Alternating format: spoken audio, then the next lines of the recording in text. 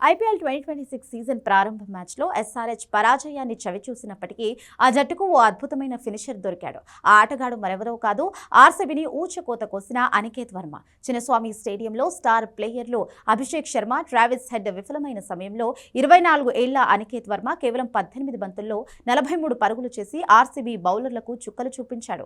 238.89 strike రేట్తో Aniket Varma చేసిన విధ్వంసం ఇప్పుడు క్రికెట్ ప్రపంచంలో హాట్ టాపిక్ గా మారింది. అయితే ఈ మెరుపుల వెనుక ఓ కన్నీటి కథ ఉంది. అనికేత్ వర్మకు కేవలం 3 ఏళ్ల వయసు ఉన్నప్పుడే తన తల్లిని కోల్పోయాడు. తల్లిని వీడిన ఏడాదికే తండ్రి రెండో పెళ్లి చేసుకోవడంతో ఆ కుటుంబం చెల్లాచెదురైంది. అటువంటి కష్ట సమయంలో నాయనమ్మ పార్వతీ వర్మ అనికేత్ కు అండగా నిలిచారు.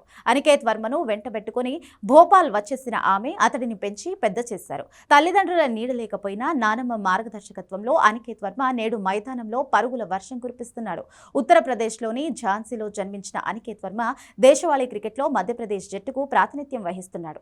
ఆశ్చర్యకరమైన విషయం ఏంటంటే 2025 ఐపీఎల్ వరకు అనికేత్ వర్మ మధ్యప్రదేశ్ తరఫున కేవలం ఒకే ఒక టీ20 మ్యాచ్ ఆడాడు. ఇప్పటి వరకు అనికేత్ ఒక్క ఫస్ట్ క్లాస్ లేదా లిస్ట్ ఏ మ్యాచ్ కూడా ఆడలేదు. అయినప్పటికీ తన ప్రతిభతో టీ20 ఫార్మాట్లో స్టార్గా ఎదిగాడు. ప్రస్తుతం అనికేత్ వర్మ ఖాతాలో 25 టీ20 మ్యాచ్లు, 164.81 స్ట్రైక్ రేట్తో 356 పరుగులు ఉన్నాయి. Madhya Pradesh premier league 2024 Aniket Varma career కు టర్నింగ్ పాయింట్ గా చెప్పొచ్చు. భోపాల్ లేపాడ్ తరఫున ఆడుతూ కేవలం 5 ఇన్నింగ్స్ లో 205 స్ట్రైక్ రేట్ తో 244 పరుగులు బాదాడు.